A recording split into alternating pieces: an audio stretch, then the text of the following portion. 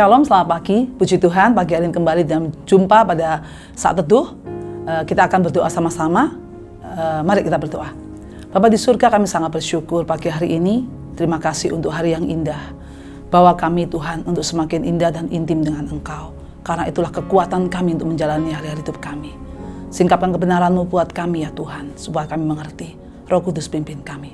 Di dalam nama Tuhan Yesus Kristus kami berdoa dan mengucap syukur. Haleluya. Amin. Puji Tuhan. Saat itu kita pagi hari ini, ya, saya akan berjudul membangun kehidupan penyembahan yang tidak kelihatan. Saya awali dengan Markus 1 ayat 35. Pagi-pagi benar waktu hari masih gelap. Ia bangun dan pergi keluar. Ia pergi ke tempat yang sunyi dan berdoa di sana. Ini yang dilakukan Tuhan Yesus dalam kaitan pelayanannya di muka bumi ini, selalu terhubung dengan Allah Bapa di surga. Demikian juga yang dikehendaki Tuhan atas kehidupan kita. Apalagi waktu-waktu sekarang ini, sebetulnya banyak waktu yang kita bisa gunakan. Mungkin ada yang WFH, mungkin ada perjalanan keluar, jadi selalu ada di rumah. Sebenarnya ini kesempatan bagi kita untuk kita membangun kehidupan kita, melatihnya, supaya kehidupan ini menjadi sebuah habit dalam kehidupan kita. Karena apa? Karena inilah yang akan memampukan kita untuk menjalani hari-hari hidup kita dengan kuat, dengan mantap, dengan percaya, dengan yakin, sekalipun di luar kita membuat kita tidak stabil. Bahkan ini juga menstabilkan kehidupan kita. Kadang-kadang saat perjalanan hidup kita, seringkali kekecewaan, masalah, pergumulan membuat kita nggak stabil kembali. Tapi dengan kita selalu terhubung dengan Tuhan, kita akan selalu stabil. Kita dicas kembali rohani kita. Kita dipenuhkan kembali dengan urapan dan kuasa daripada Allah untuk menjalani hari hidup kita. Puji Tuhan. Apa yang dapat kita ambil? Manfaat apa yang dapat kita rasakan apabila kita selalu terhubung membangun kehidupan penyembahan yang tidak kelihatan dengan Allah kita? Yang pertama, Tuhan menolong kita untuk kita bisa memandang diri kita seperti Tuhan memandang kita. Ini sangat penting. Karena dengan menyembah Dia, fokus kita hanya Tuhan. Kalau kita terus melakukan setiap hari, maka kita akan mendapati, kita akan semakin dibawa mengerti bahwa kita berharga, mulia, dan disayang Tuhan. Kita akan bisa melihat diri kita seperti Tuhan memandang kita.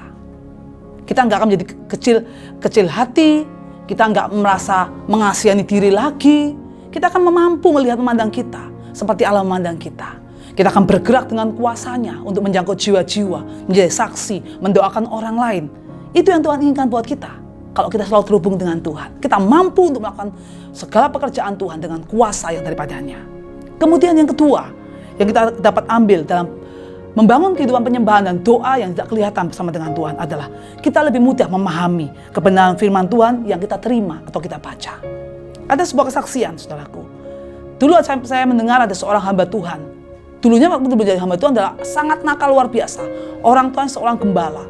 Kemudian orang tuanya ingin bagaimana anak ini diubahkan dengan kebenaran firman Tuhan. Dia suruh baca-baca firman Tuhan dari mulai perjanjian baru sampai perjanjian baru. Berkali-kali dia membaca tetapi tidak ada perubahan dalam kehidupannya. Kemudian dia berkata dalam hatinya, Tuhan, aku nggak berubah-berubah padahal aku sudah membaca Alkitab. Kemudian dia mulai berdoa. Pada saat dia mulai berdoa, firman Tuhan mulai mengubah hidupnya. Dan dia dirasakan tiba-tiba dia bisa merubah semua kehidupan yang lama menjadi lebih baik lagi. Dan akhirnya dia masuk dalam melayani dan menjadi seorang hamba Tuhan.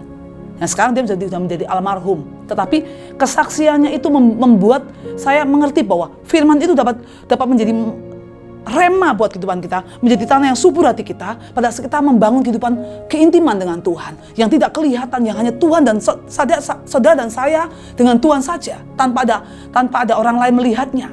Dan inilah yang membangun kehidupan kita. Firman Tuhan itu menjadi hidup dalam kehidupan kita. Kemudian yang ketiga yang dapat kita ambil kalau kita membangun penyembahan atau doa yang tidak kelihatan bersama dengan Tuhan, ya. Yang kedua, penyembahan akan mengalihkan mata kita dari kelemahan-kelemahan kita kepada kuasanya. Karena setiap saat keadaan apapun bisa terjadi. Lalu itu sembahlah Tuhan saat merasa lemah.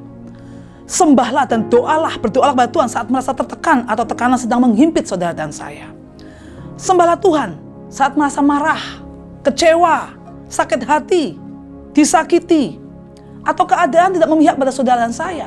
Doa belum dijawab, justru sembah Dia, berdoalah. Karena itulah kekuatan untuk kita beriman, percaya, menanti janji Tuhan terjadi atas kehidupan saudara dan saya. Bangun terus penyembahan yang tidak kelihatan. Dalam Matius 6 ayat 6 berkata, tapi jika engkau berdoa, masuklah ke dalam kamarmu, tutuplah pintu, dan berdoalah kepada Bapa yang ada di tempat yang tersembunyi. Maka Bapamu yang melihat tersembunyi akan membalas kepadamu. Kebenaran firman Tuhan sudah terjadi. Banyak waktu yang kita punya. Pergunakan itu. Segala sesuatu bisa mungkin kalau saudara dan saya terhubung dengan Allah. Percayalah, janjinya pasti digenapi. Bangun hidupmu, bangun kerohanianmu bersama dengan Tuhan. Karena dalam penyembahan yang tidak kelihatan dan doa-doa yang tidak kelihatan, yang hanya saudara dan saya terhubung saja dengan Tuhan dan orang lain tak melihat, itulah yang akan memberkati saudara dan saya dalam hidup ini. Tuhan Yesus memberkati. Mari kita berdoa sama-sama. Bapa di surga, kami sangat bersyukur. Kebenaran sudah disampaikan Tuhan. Hamba-Mu percaya dan sangat percaya Tuhan, bahwa kehidupan penyembahan dan doa yang selalu terhubung, yang tidak orang lain kelihatan, yang kita bangun, yang saya dan saudara-saudara lainnya bangun bersama dengan Engkau. Itulah yang akan menguatkan kami melangkah menjalani kehidupan kami, tegak berdiri sebagai seorang pemenang bersama dengan Engkau. Mampukan kami melatihnya Tuhan, mempergunakan waktu-waktu kami setiap hari untuk semakin membawa hidup kami dekat dengan Engkau. Terima kasih Tuhan, Roh Kudus mampukan setiap kami. Kami percaya hari ini pun penyertaan-Mu menyertai kami.